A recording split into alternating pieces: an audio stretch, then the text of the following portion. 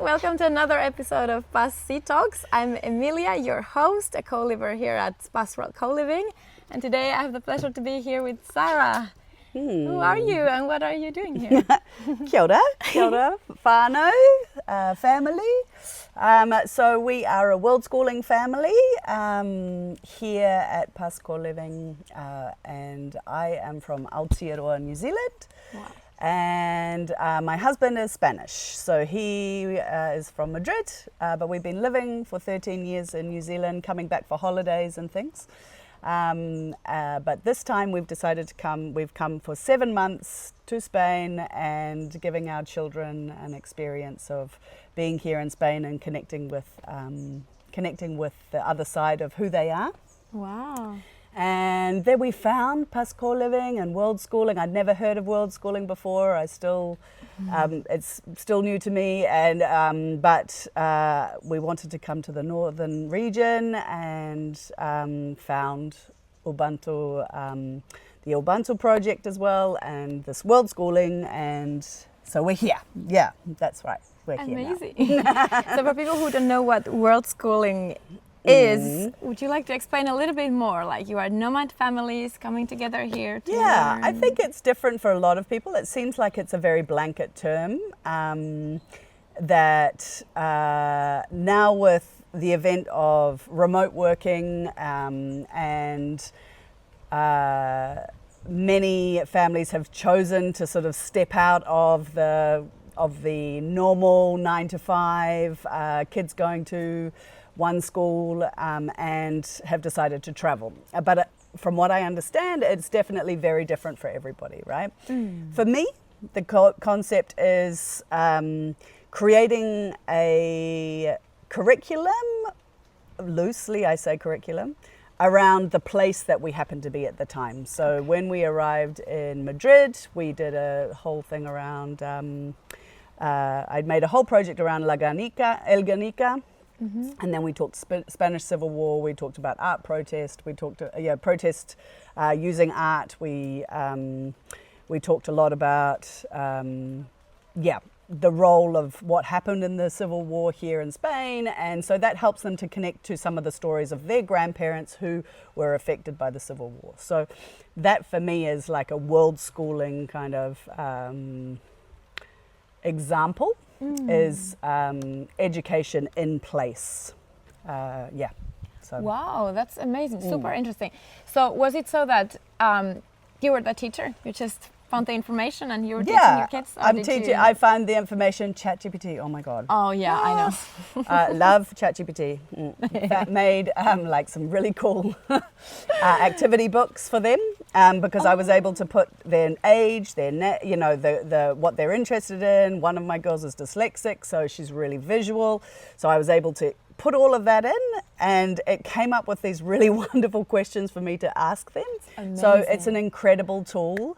When you're in place, because then it was like, okay, so now we're in Granada, let's do something with the Alhambra, but I want to have the angle of the Islamic art and the history of Islam in Spain and and so I was able to mold a little activity book that we then went through together, and it was a lot around design actually, because I love the design of the Islamic art, and so did my girls, because one of my girls is really particularly interested in design. So So using tools like that has been a game changer for me. So we don't homeschool in New Zealand. The kids go to public school, and I wouldn't put my hand up as somebody who was a homeschooling parent particularly, but having this opportunity to unplug them from a school system and be able to take control a little bit of their education as a family has been a beautiful experience for sure. So you've been on the road for 7 months, did you say? We've now been 4 months. 4 months. Yeah. So we've got another 3 to go. Another 3 to go. Yeah. Okay. And so the girls are half Spanish and you're from New Zealand. So I'm from New Zealand, how does it work with this intercultural family? Yeah, intercultural families. So, it's a big deal. In New Zealand, we come from Auckland. So Tamaki Makaurau is the Māori name for Auckland. We come from West Auckland. Many of our friends and many of our children's friends are bicultural. So it's not new to them for one parent to be from one country and one parent to be from another. So we have a lot of these conversations. How do we help our children to ground in their sort of dual identities? Yes. Because in our house we eat Spanish food, we celebrate Spanish traditions, but obviously we're living in a context of Aotearoa, and they go to school and they learn te reo Māori and they do kapahaka, which is the Māori dance, and then they connect to the land in New Zealand, but then they come home and they speak Spanish with their dad, and so how do we kind of help them to feel solid in themselves as dual identity, right? Which is one of the things that we talk a lot about, which is why also we've come for a longer period of time. Remote working and places like PAS Coliving is such an incredible resource for us because it offers us one, autonomy to be with our family, because we have a beautiful cabin, beautifully designed, super easy with two, 10-year-old and a 13-year-old. So we have Sia and Anika. That allows, and then Danny being able to, and me sometimes, depending, because I'm sometimes working as well, to have fast internet, great spaces to be able to work, and also have really cool conversations which only kind of bolster our whole kind of point of view of what's going on for us at the time. Totally. So these are really good resources as well. Yeah. Yeah, I think having been here for 6 months already, one of the, biggest things that make this place stand out is that we share knowledge. We have so many different experts from different fields coming here, and then we learn. Yeah. I've learned so much during this time here. And actually we had an opportunity to learn with you on the workshop on weaving, and I had never even heard about weaving before. I was like, okay, what is this? Is it about doing something with your hands? And then you started talking about community building, and I realized that we have quite a lot of weavers here. But tell me. Absolutely. What does it mean? You're a weaver, aren't you? Yeah, I'm a weaver. I would call myself a weaver. The way that the framing that I have around this concept is actually from Aotearoa, New Zealand, and working and living alongside Indigenous community, which is Māori community in New Zealand. I am not Māori, but I have had the great pleasure of working alongside and learning. And so I came across this when I was talking to a woman, and she was saying that she was, from a Māori perspective, a weaver, because she didn't speak the language necessarily because it's still in revival, and she was my age, our age group missed out, some of our age group missed out on the language and are now having to relearn their culture. But in a New Zealand context, there are Pākehā, which are white people in New Zealand, from an Anglo, from the English Isles. So my ancestry is Scottish and English, and and working alongside Māori weavers to help to support some of the really deep work going on for example, Māori young people who are now growing up as Māori, learning the language completely, then going off to university and being able to really ingrain. So that's the concept that I come from this weaving for community building, is about in partnership with the community around you are one of these connectors, right? So as with weaving, sometimes a weaver is able to see where there's slacking going on, or where there's a hole, or where there's and they are able to come over and fix that. A leader, a weaver doesn't mean a leader necessarily. So that's also something that's really important for me. Often weavers are kind of got the, and I like to use the term auntie energy. I don't know if you've ever had the aunties who sit in the back row of any kind of community gathering or something like that, and they're sort of all just keeping an eye on what's going on and making sure things are done in the way that they want things to be done, or that that everything's okay. Now I know people have some trauma with crappy aunties, but there are some good aunties out there in the world. But it's that kind of, there's a maternal element and I'm not talking gender here, I'm talking about a maternal element of making sure that the project is running in a way that everybody feels safe, right? So weavers are quite, in my lens, weavers are the people who are able to see where the holes are in any given context or any given project and bring the people together. And also bring them into the nature. So we're sitting here in the rain today, but a beautiful tree is covering us so that we can, we can have this conversation, which is really interesting too. So, weavers are the ones who are quite conscious of the environment and looking at the overview quite often. And when we're raising bicultural children or intercultural children, I have a lot of questions around, are we raising weavers and how do we do that? So when we're in world schooling environments like this, I find it really fascinating to talk with other people who might be bicultural or might be from other areas in the world who choose to travel with their children to expose their children to other cultures and other ways of being. Does that create this curiosity in them? And curiosity being a core part of being a weaver, but it's also a core part of interculturalism, is the curiosity. But how do we spark curiosity? Why do people do that and not have judgment on the curiosity? So this is where it all kind of ties in terms of my lens on weaving. Yeah. So you mentioned that you can maybe raise a weaver, or do you think that we're born as weavers and with these qualities of being like very curious and being these like connectors, or do you think that that's something that we learn to do? Yeah, I think it's an interesting one. I think that again there could be here comes the rain. But yeah, it could be. It's a very interesting one because I think that there are archetypes of people. We all have our kind of personalities, and I have 3 girls and they're all different personalities, so I can say we all raise them in a similar way. We show up differently because of different types, but we have 3 girls and they have different personalities. Are we going to create them all as connectors?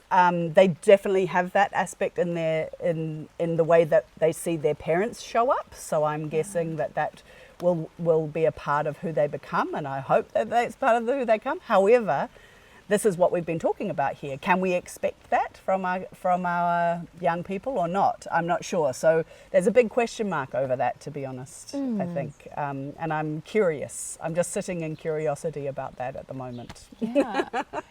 Yeah.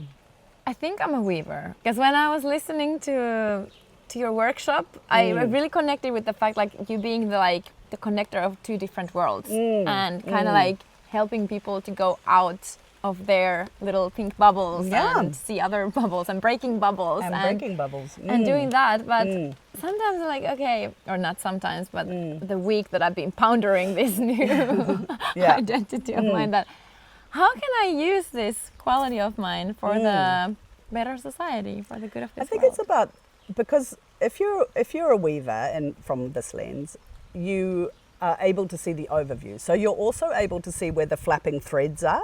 If you think of so then you're able to go, oh, that thread is not connecting with that thread and we need to connect that thread. So if you're looking at that through the work you do or through a conversation that you have, you're deep listening to conversations, and then you're going, hold on, that person, that if you're in a group situation, that person and that person, it seems that they're not connecting the dots. Maybe I can help to bridge that dot.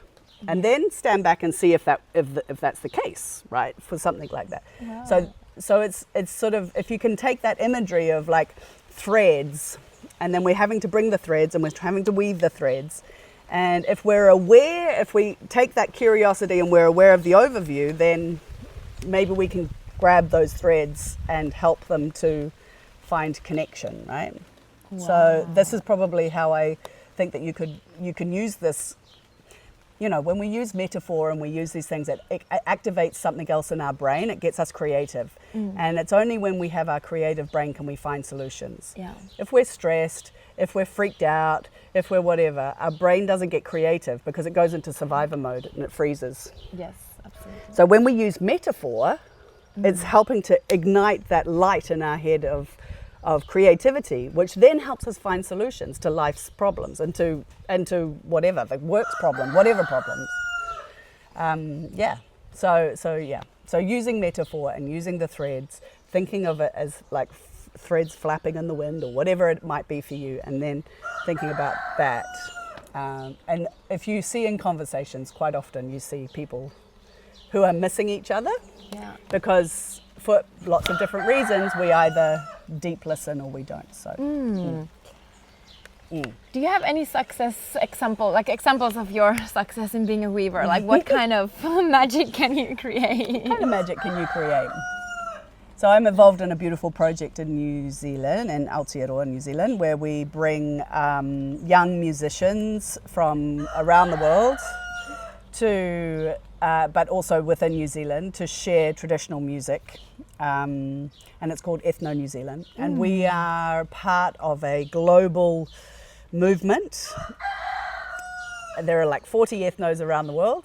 And under that movement, we are also under something called Jeunesse Musicale Internationale, which is this wider umbrella. Dun, dun, dun. And the money comes, the resources and the support comes down to us that way. So in terms of weaving, what's been really interesting is being part of a European European umbrella, but running a project that's connected to that umbrella, but in Oceania, in New Zealand, and then finding ways to let the people in Europe understand what our reality is in New Zealand. And not only in New Zealand, the Oceania region. So we also work alongside Solomon Islands and some of the other more global majority countries that are involved. So weaving for me, I've been able and I'm very blessed to be able to represent quite a few global majority countries to be able to give voice. And it's not me talking for anybody, it's to give voice and find platforms for voices to be heard at a wider, at a decision-making level, right? My position as a white woman at 45 puts me in a more powerful position than I hold power because of my privilege. It's not that I'm powerful, it's I hold power because of my privilege. How do I use that to create an avenue and to weave the stories from people who, because of structures, don't have that power to come through, right? So for me, it's an essential part of the work I do. That's just one example. I work with refugee communities, I work with migrant communities, I'm an intercultural facilitator, I work with companies, organizations as well. And a lot of the work that I'm doing is just saying, showing curiosity and then stepping back after I've created a pathway for two people or two groups to come together by just kind of clearing a bit of the way, because I'm able to ask the questions. A lot of the work that I do and a lot of the stuff I do is asking the right question and finding the question that needs to be asked. And then once that happens, it's sometimes really simple. The rest will happen organically. That's amazing. It's super inspiring, really. It gives me an example of, I think, Lulu, the host of this place, might be a weaver as well. 100%. And she weaved my life, or I don't know what verb to use. Because when I got here, I was just telling her, there's one thing that's missing in my life right now, and that's dance. I really love to dance. I sometimes give classes, and here in the village, unfortunately, we didn't have any dance. And then in that second, she was like, oh, actually, I need to connect you with this English language teacher who also dreams of starting her own rural dance school. A week later, literally a week later, we were doing an MVP of a little and while Lulu's sitting drinking her tea, watching the whole thing happen. Exactly. And it's beautiful, and that's a beautiful example of a weaver. It's incredible. That's exactly right. Yes, I think this is very important in the modern society as well, when we tend to be more and more egoistic and very focused on our own journeys and not really and also it's about trust. Keep touching that thing. she trusted you and she trusted Joanna Yes. to be able to have the skills to work it out yourself. She doesn't have to work it out for you. She just needs to put you together. Exactly. And that's it. So weavers are not solution, like they're not fixing problems or anything. Yeah. It's not about being a fixer. It's about just going, okay, well, I trust you and I trust you. Off you go. And maybe it'll work, maybe it won't. Give it a go, because maybe there's something there.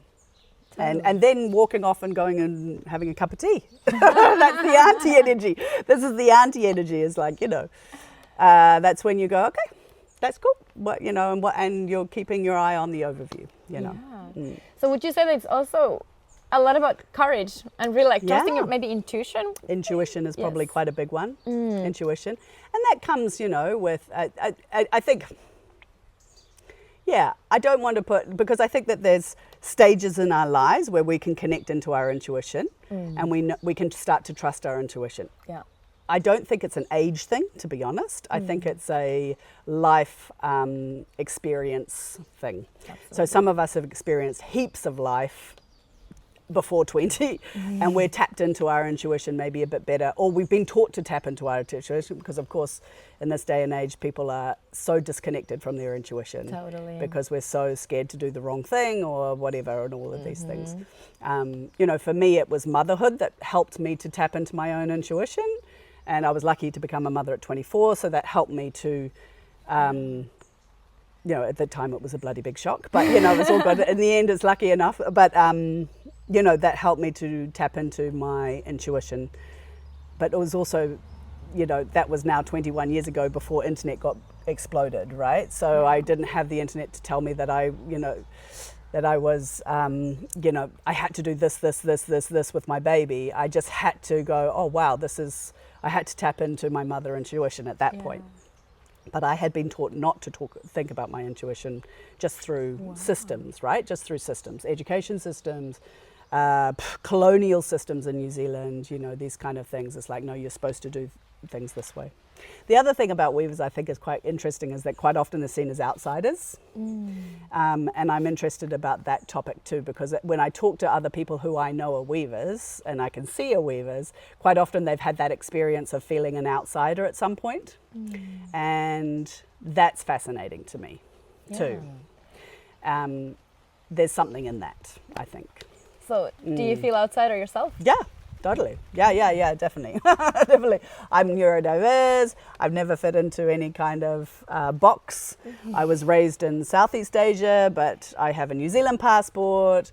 I've got red hair, I don't know, I always fell in love with somebody, Latinos mostly, and now married to a Spaniard. I always, I was always the different one. Always the different one, always, and still am really, to a certain degree. But now at 45, I have a beautiful community of other people who are also the different ones, right? Yeah. And we seem to attract each other. But when we say different ones, there's actually a whole bunch of people within every community who feel slightly outside of the norm, and that could be the way that their brain shows up. That could be that they love, somebody who other people don't think that they should love. It could be anything, right? So in all of our even this little village here, there will be people who are the outsider for one way or another. So I think that there are more of us that feel that that feel like the outsider than we think. Totally. And the more we sort of honest about it.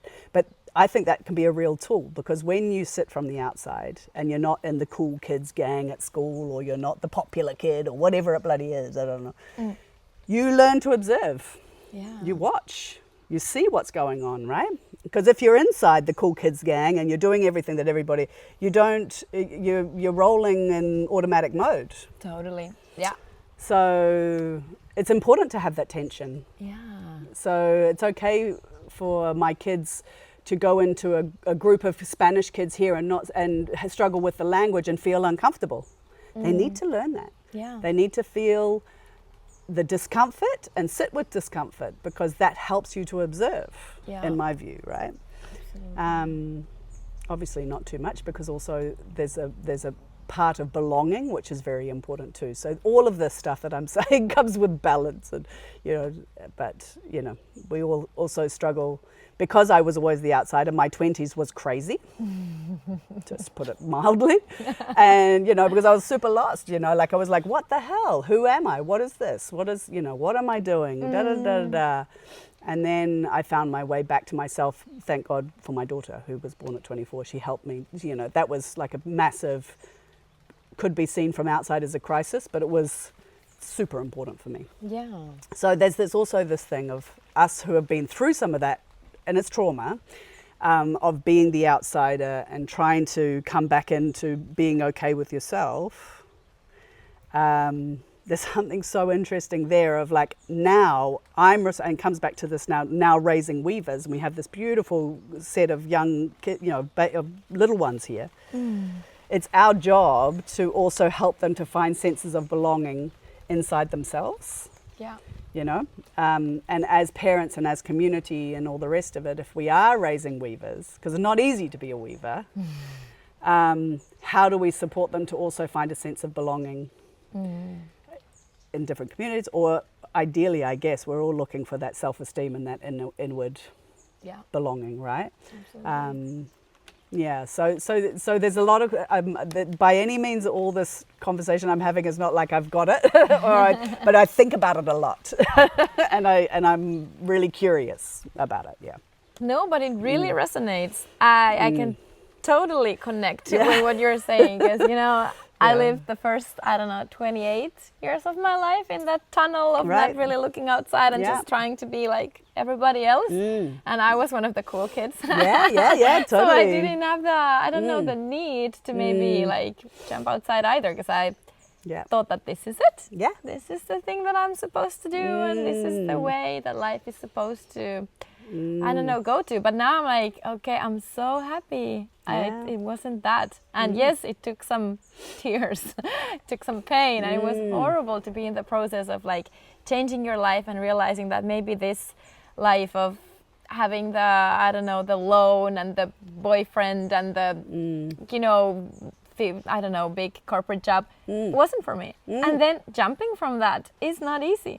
And I'm sure. I wish we could talk about it a little bit more, so that people would have the courage to follow the intuition and to really just take the leap and follow the guts. Yeah. Because I have to say, here in this co-living, we might have a little bit like biased view on how the world really is, because this tends to, draw people who are. Well, it's interesting, and that's a really interesting point. And I think that this is a conversation we had with Lulu actually, and she does, the last thing she wants here is for people to feel like they're in a bubble. Yeah.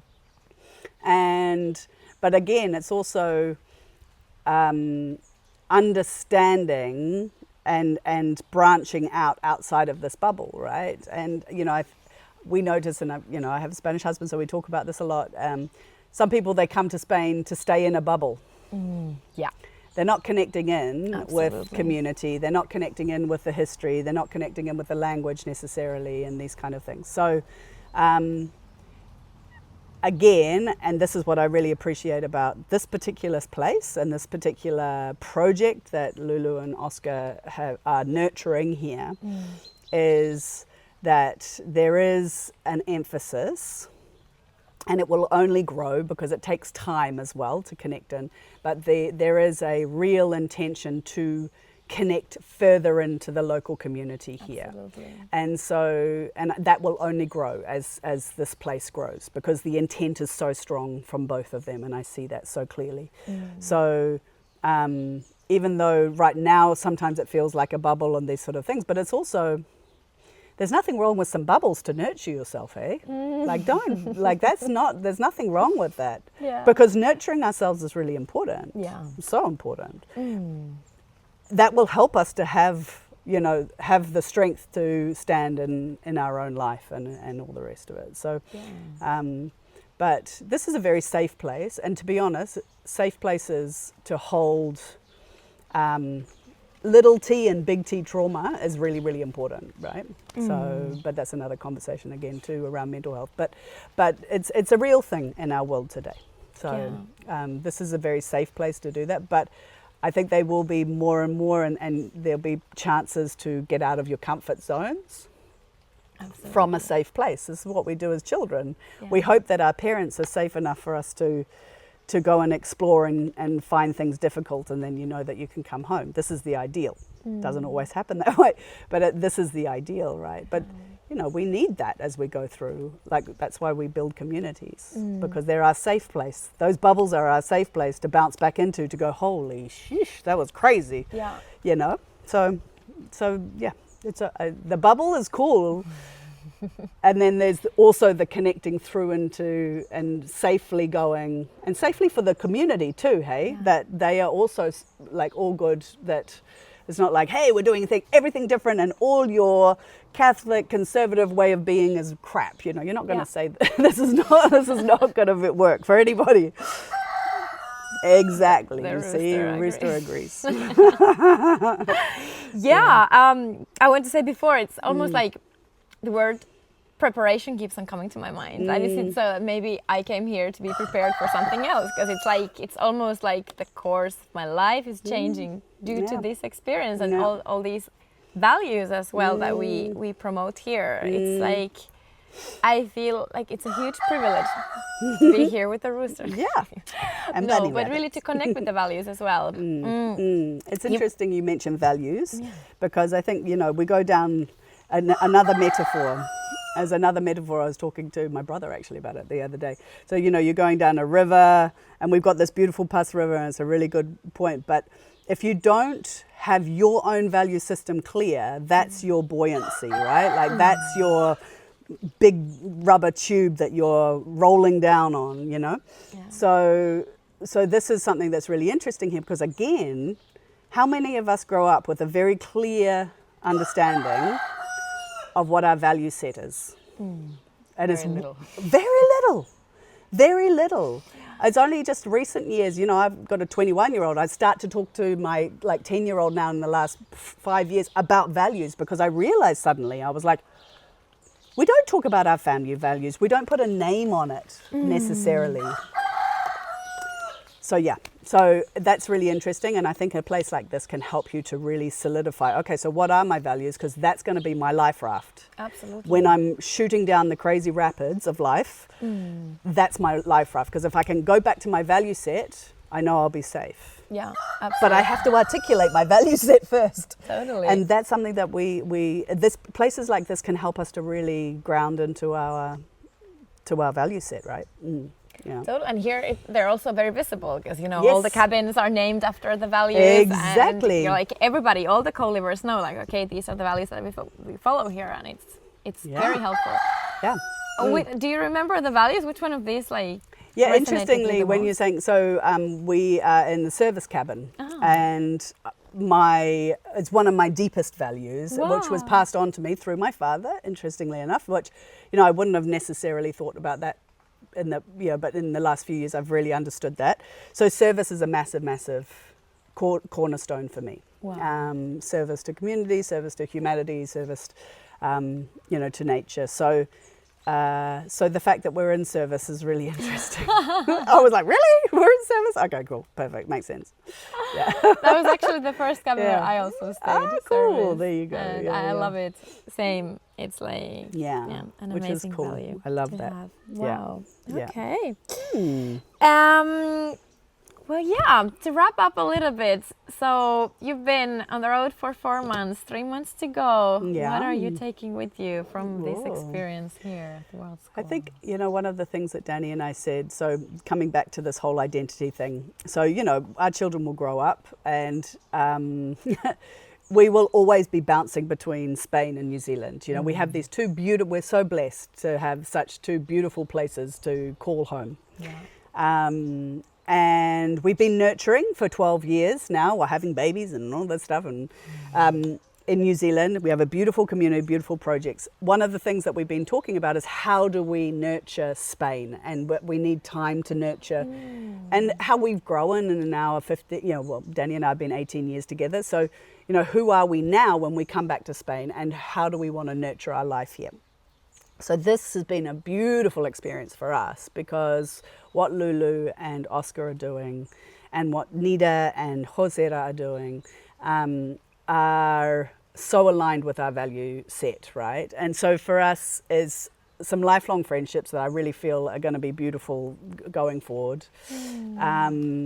And also just real projects to get stuck into or see how projects are being run here. Yeah. So, when we kind of, retire or whatever, or 45, I'm starting to even think of this sort of stuff. Bloody hell. But, I see other friends of ours, I see other people in bicultural relationships, and you often get stuck in one place. Yeah. And it's one person or the other's place, right? Yeah. And the other person may have that longing for home, not all, but some have that real longing for their place. Yes. And we're at polar opposite ends of the world. I mean, if you drill through Spain, you pop out and, through the earth, you pop out in New Zealand. You can't be more further apart. Wow. We have to intentionally be thinking of 10 years down the track so that we don't become resentful, so that we don't, get divorced at 60 or something.